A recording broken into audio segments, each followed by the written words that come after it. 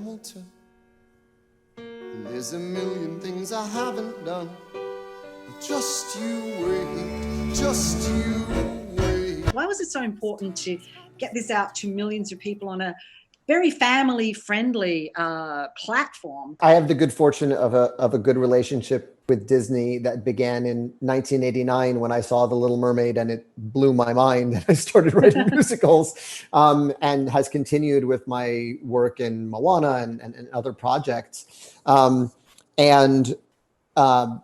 with them felt like a really logical fit because of their worldwide reach. You know, we had the foresight to independently finance this back in 2016 before there was a Disney Plus.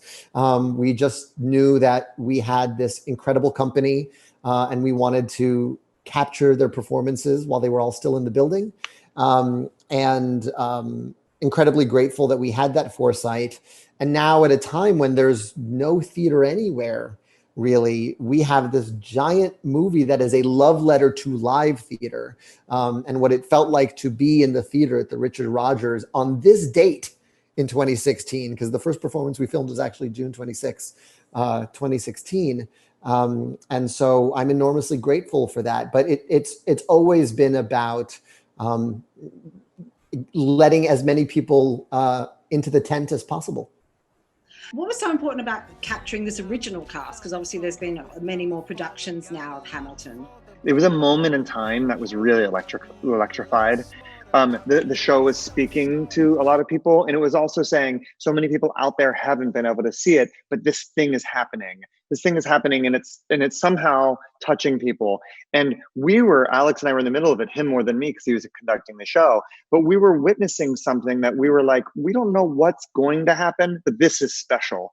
And so I'm really thrilled that our producers had the forethought to say, let's capture this and let's hold it, because theater you can't recreate, and this is a moment that really should somehow be recreated. Two Virginians and an immigrant walk into a room diametrically opposed foes. They emerge with a compromise, having opened doors that were previously closed. So just tell me, what was it like, when they said to you, oh, we're going to film this, just perform like normal and we're shooting it and cameras everywhere. What was that experience like? After the high altitude training we'd had of performing for every hero, every celebrity and statesman you could imagine, we were used to doing our show under, with high stakes.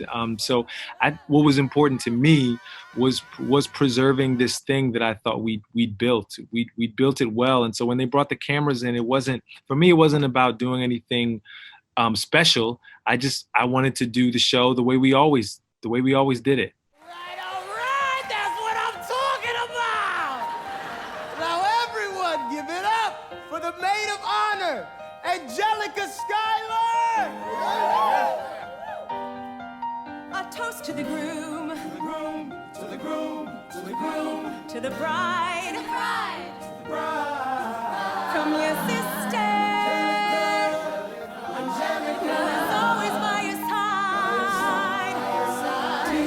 Just explain how sort of revolutionary this was for how women were portrayed for this show, and what women and girls looking at it can relate to.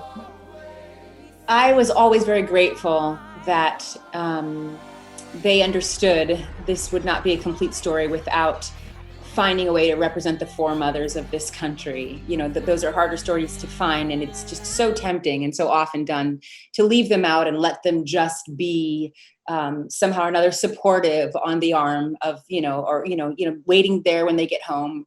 But to miss the opportunity to go inside of their brain, see the struggles that they were fighting for, acknowledge, how they were left out of the equation. And when you first meet them, right? In their very first song, you see a one-up, between Angelica and Burr, that immediately frames them as intelligent and worthy and essential in this world. So I'm so grateful that choice was made, and I think it's one of the reasons why Hamilton is so successful. No one else was in the room where it happened, where it happened, where it happened. No one one really knows how the game is played. The art of the trade, how the sausage gets made. So things have changed a lot since Hamilton was last seen on stage, particularly with the Black Lives Matters that has become so resonant around the world. When you see Hamilton on posters, on protest posters, and does it feel like this show has this whole new resonance now in this world? Well, yeah, I mean, that's the thing we kind of keep coming back to, is that not a word of this show has changed since 2015, but the world changes. And because our show, a couple of things. One, it deals in the origins of this country and the contradictions inherent at the dawn of this country. Life, liberty, and the pursuit of happiness, written by men who owned other people. Like, there's a contradiction from the moment of inception. And two, we're a show that populated this story with Black and brown bodies, because I wanted to write a hip hop and R&B musical in the story of the only one of the founders who was an immigrant, who came from somewhere else. And that notion was very conscious on our part, because good, bad, or indifferent, we are the inheritors of this country, this increasingly diverse country, and the Black and brown young men and women who are leading these protests in the streets. To see the language of revolution that we wrote in a show 5 years ago continue to resonate in that way is really fascinating and humbling, and